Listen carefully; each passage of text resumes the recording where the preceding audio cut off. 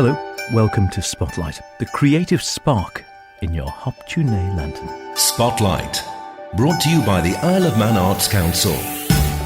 This evening we catch up with the new-ish, at least, Manx Bard Michael Manning and hear his first poem on the show. We hear what's happening during a super creative series of autumn workshops and courses and events at Kensington Arts. And a local choral society are desperate for men.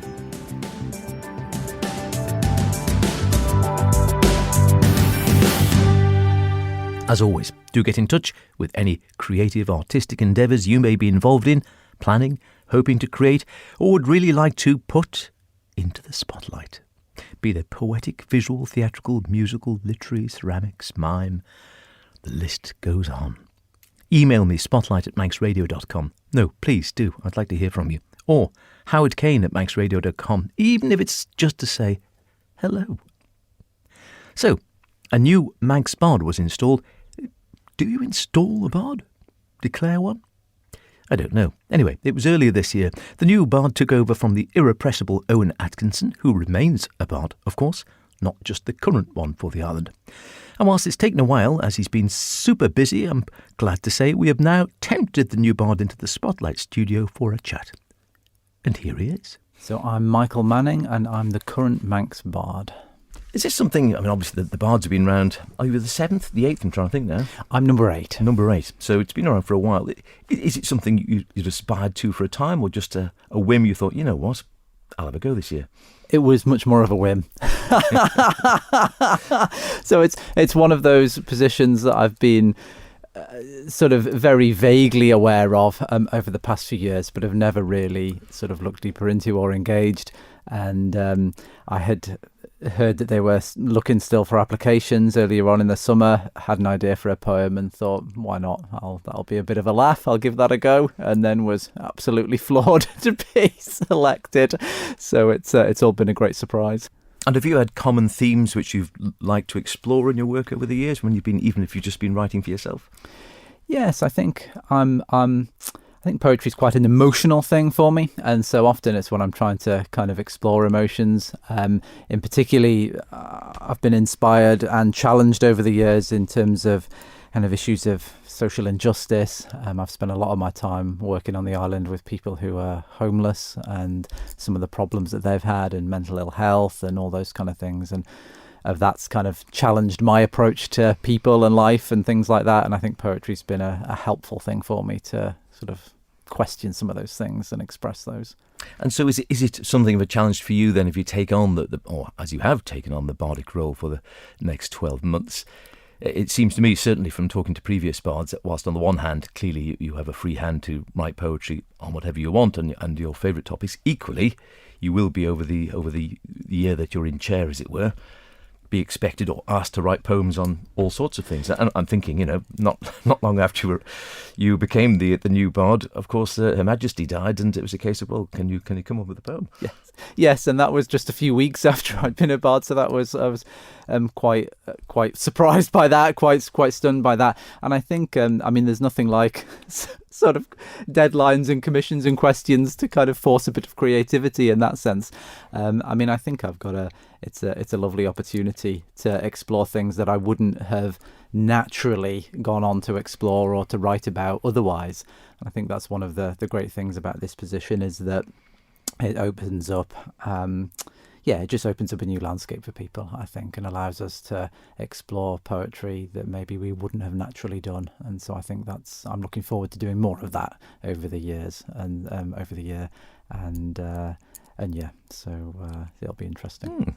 So what you mentioned there again, as part of the role, you are sort of asked to say, right, what would you like to do with the role in your 12 months in chair? You remain a bard, and everyone's a bard, once a bard, always a bard, as I understand it, but obviously you have a current bard who's in chair, in position, and that he or she is expected to go to the various events, and also, I think, come up with a plan of what they would like to do with the position.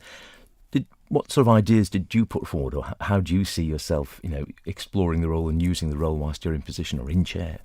Yes, we had a good chat with the judges about that when I was interviewed, and I think one of my interests is sort of the island's marginal place, really. So the island, we're quite marginal in terms of the British Isles. We're a wee spit of land in the middle of the Irish Sea. And I've also spent a lot of my time with people who are perceived to be on the margins of society. And I think there's great inspiration to be found there. I think there's great challenge for us to be found there. I think there's great truth to be found there. And so I'm keen to kind of dig into some of that quite a bit more over my year as Bard. And so I was keen to try and engage with people who maybe feel themselves to be a bit more marginal to poetry or the cultural scene over the year, whether that's prisoners or people who've been homeless or people who've been suffering from mental ill health, that kind of thing, residential homes, people who might not otherwise think about able to get out to concerts or get out to readings and engage with things. And so I'm quite keen to both bring poetry into those contexts, but also allow those contexts to speak as much as possible as well, and to allow people to enjoy them and express themselves in those contexts too. So it was those kinds of interests, really. And are you happy with the performance aspect? As you said, you've written quite a bit beforehand without really getting out there and performing it. So does the performance side of the poetry come naturally to you, or is that something you have to work at? I think it's something I have to work at, and I feel very inexperienced at that. I mean, there's always an element to public performance that is terrifying. I mean, I do enjoy public speaking, and I enjoy the performance aspect of things. I do get nervous, but it's something that I enjoy as well. And so I do enjoy sharing my poetry and reading my poetry, and it's lovely to have the opportunity to do that. Well, we've got best part of a year going forward now for you to explore the roles. No doubt have you been approached by various people already, aside from having to write something for the passing of Her Majesty? Yes, I've been very kindly invited to a few things. I was invited to the launch of the Poetry Trail this year, and I'm planning to go up to the prison later on next month, run a couple of workshops up there. I've been in one of the residential homes that I've got contact with. I was down at Douglas Library and the Family Library on National Poetry Day, which was the 6th of October. So there's been a few things going on already. That's terrific. And the prison's a great idea, isn't it? I suppose you wouldn't instantly think the prison's going to be full of poets, but I wouldn't mind betting there are plenty of people there who would really enjoy the opportunity to get out and explore things in poetry. Absolutely, and I think there's a huge amount of talent and creativity among people who are in the prison. There's a wonderful education sort of set up there, and I've been in the prison in a different guise over the years, and met with people there, and so it's just a great opportunity. They obviously can't get out to hear much on concerts and things like that, so it's just I just thought it might be a nice opportunity to go and share some words with them and have a go at writing some things. Well, we wish you well in your year in the bardic seat. Have you got some words you can share with us today? Yes, so this is quite a recent poem, and this is called Greba. First, you must have the courage to turn aside, away from the lanes, the rains, the buganes tearing down roofs, and all the other beasts who make of lives and loves their ragged feasts. Take a walk in the forest of the king. You must seek the narrow path, up through the wood, the mud, seeking the good that lies beneath the leaves, away from rubble and fissures of failure, away from the rumours of trouble, up, deeper into the forest of the king. You must take heart and climb, small and winding, brambles binding, then finding a way, breathless, then out to sward and scree, and below you birds and land and sky, the free. Rest in the forest of the king. Higher, higher, finding fire, beyond the trees where fear flees, the eye sees still a greater vision now in gorse and heather bound. Go on, to where the cairn kneels, and joining, make no sound. A radiance above the forest of the king. If you dare, or dream, stop. Questions cease before the peace, sweet release of earth and heaven, embracing in a gentle kiss, for the poor will dance with joy and a battered world will breathe in bliss. What truth is here? Past dell, past forest and fell, what kind of king? Super stuff, beautifully atmospheric. Inspired by a walk around that area, or? Absolutely, I love getting up into the hills. I don't get up there as often as I would like. Many a time, Greba's a sort of a short, sharp climb. Yeah, I was going to say, I've done it a few times. It was making me think of it as you were reading it. Yes, absolutely. Yeah. And so I've been up there a few times, and I love the short, sharp path up through the woods and then up to the top of the hill there. So it's a lovely walk, and so inspired by Well, it that brought it area. right into my mind just hearing those words. Lovely stuff. And can we invite you to come back through the year onto Spotlight and share some more words with us? Very generous of you, Howard. Always lovely to come and have a chat. Thank you very much indeed. Lovely poetry, lovely chap, great ideas. We look forward to hearing more from Michael in the months ahead. Spotlight, brought to you by the Isle of Man Arts Council.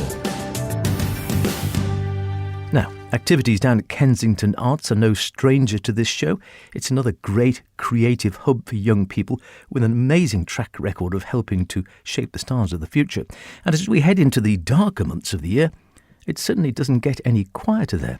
I dropped down earlier this month to catch up with Creative Development Coordinator at the Centre, Peter Shimon, and started by asking him who attended the autumn courses. It's a variety of different people who have interest in different creative arts. So we have musicians, singers, dancers, actors, people who like to shine behind the scenes as well and do the sound and lighting and things like that. Predominantly, it's kind of the middle age range of high school. But more recently, we've noticed a lot more primary school age kids coming to the art classes in particular. So we're looking at the moment on what's the best age range to cater for the different projects. So we're doing a bit of experimentation with different things. And the classes run primarily sort of directly after school days? Yeah, it's usually Monday to Friday, kind of any time onwards from 4 p.m. up until 9 p.m. But there's various different time slots for different projects, which I'll talk about. But generally, if you turn up any time after school, we're here, we're open, and we're doing stuff. Okay, let's get into the nitty-gritty. What's actually happening then as we head into the back end of 2022? So every Monday we've opened a new club, which is Kensington Creatives for creative writing. Focuses on all aspects of creative writing, poetry, prose, script writing, songwriting, things like that. And then soon, just after the October half term, we're going to be launching Wild Track, which is our multimedia project, things like film, photography, bit of graphic design in there. Both of those will run on a Monday evening. On a Wednesday, we have 2 new music clubs. Varied Voices is a choir which focuses on musical diversity, covers a wide range of different musical tastes and styles.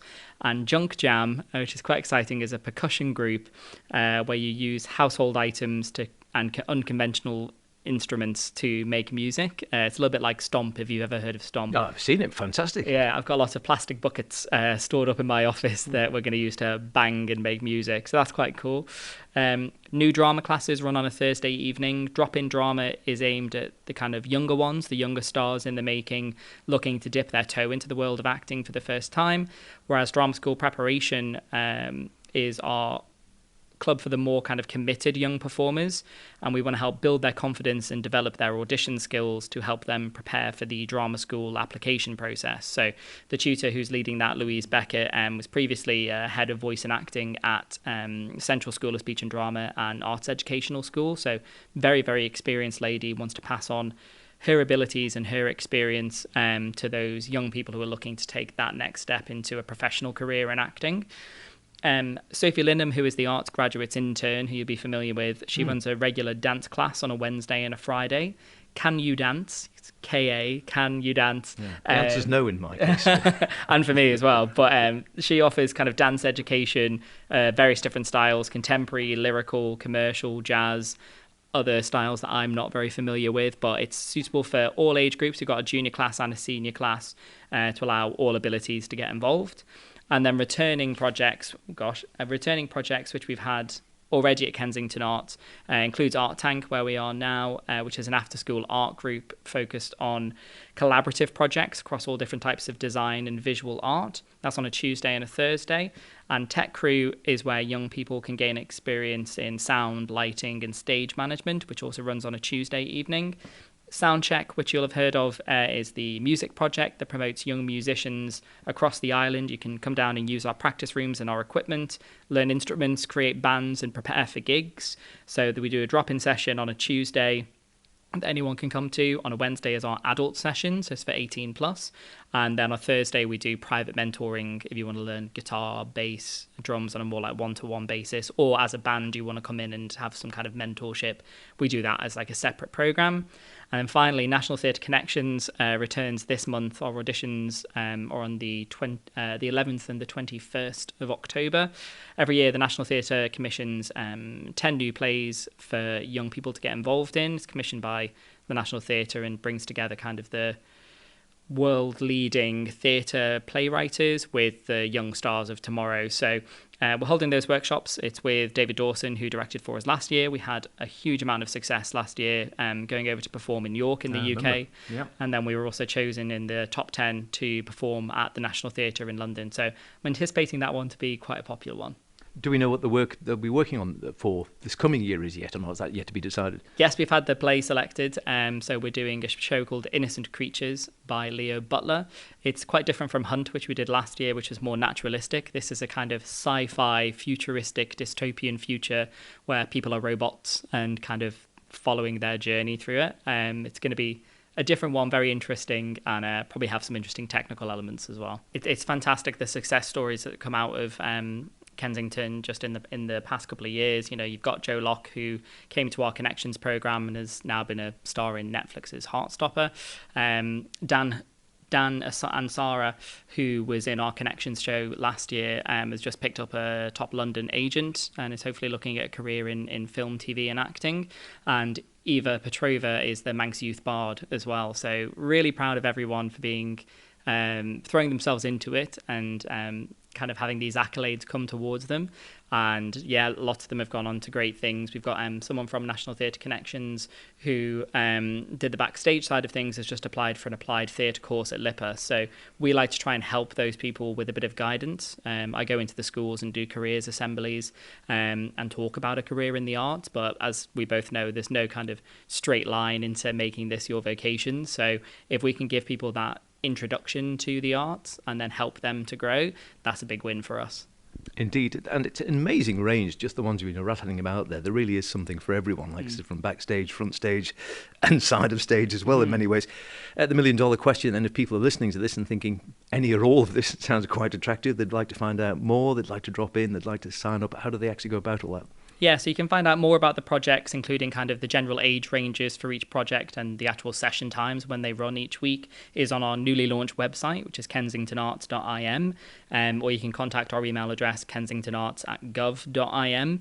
If you have any questions about it. We're also on social media on Facebook and Instagram under Kensington Arts IM. You can reach out to me directly. I'm usually in the centre most afternoons, and my phone number is 682-312. Great. So you've got a busy autumn and winter ahead then. Yeah, definitely. There's always something going on at Kensington Arts. Who says there's nothing for young people to do on the island? I would say a word which rhymes with rollicks, but I don't think I'm allowed. And finally, a quick look in the mirror. Are you a man? Or at least you look like one. If so, a well-known choral society on the island needs you. The Manx Operatic Society staging a production of the well-known musical Annie Get Your Gun next March. They're just in the casting process as we speak. However, they're desperate for men. Aren't we all, I hear you cry. Committee member Sarah Kenyuk told me more. Most of the time we're always looking for men in the musical shows. But it just seems to be, an ongoing situation that many shows are sort of male orientated. And so we're just here to call out to all these good men we have out here on the island. No shortage of them. So are we looking for any particular types? Sort of men in their 20s, 40s, 50s, older, younger? Yeah, looking for all ages. Men's, we've got 5 male lead roles that we're looking for. We've got Frank Butler, who's sort of around about 30s to 40s of age, and he is Annie's love interest in the production. Buffalo Bill, and he's sort of 40 to 60s, and he's the owner and founder of the Master Showman in the Wild Wild West, a show that is sort of set around a circus space, concept in this musical.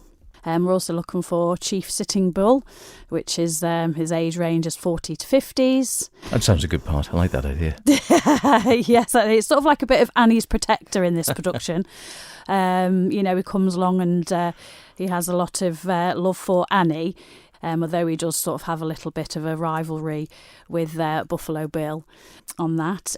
Also, we're looking for another character called Tommy Keeler, and he's a dashing young man, and he plays a knife thrower in the production. Does he get to throw knives? Yes, I believe he may do. Well, yeah, I can see the attraction there, as long as you're not actually the person who's throwing knives at. Exactly. And he's about sort of age 20, sort of mid-20s. Right. Will he have time to practice first? Of course, oh yes. We'll make sure I'm sure we'll have a few little practice and rehearsal for that one. And then we've got Charlie Davenport, and he's one of the salesmen in the production, and he plays a business manager. He's rather fast talking, and but he's generally a good guy, and he's round about sort of 30 to 40s. If people haven't done it before, I guess it is a little bit sort of nerve-wracking. It's a big society, the shows are massive, they're always packed out. People might be thinking, what would you say to anyone who was thinking, yeah, I wouldn't mind a go, but I don't really know how good my singing voice is, I've not done it before.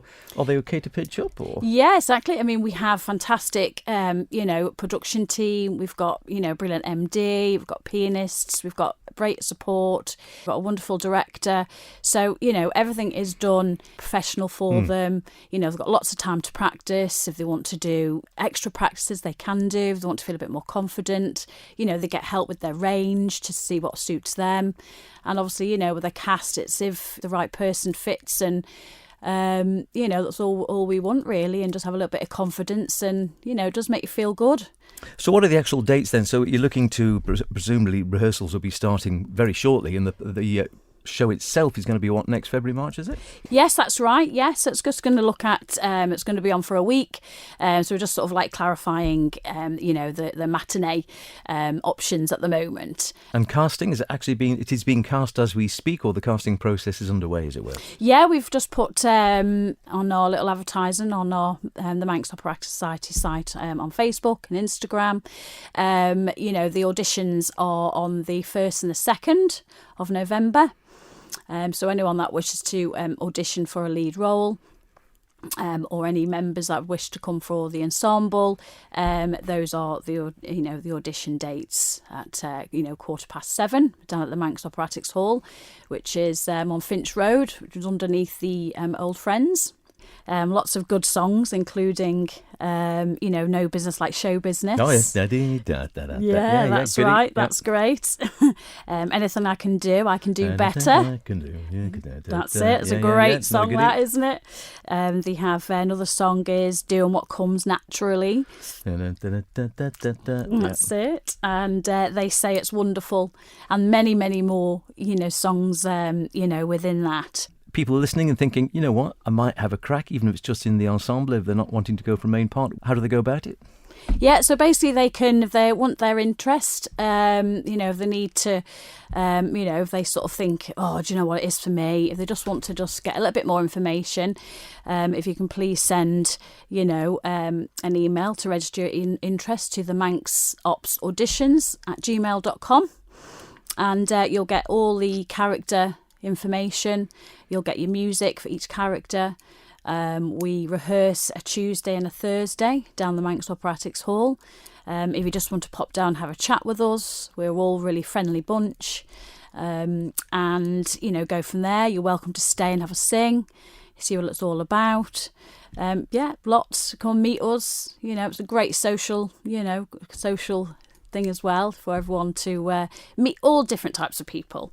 And everyone will be in the same boat as well. So, it's not scary. What are you waiting for? If you want to find out more, audition, whatever, you know that address, manxopsauditions@gmail.com. And you'll get all the info you need. That's about it for this week. Don't forget, if you want to hear anything again, go to manxradio.com, download the Spotlight podcast, listen where you want.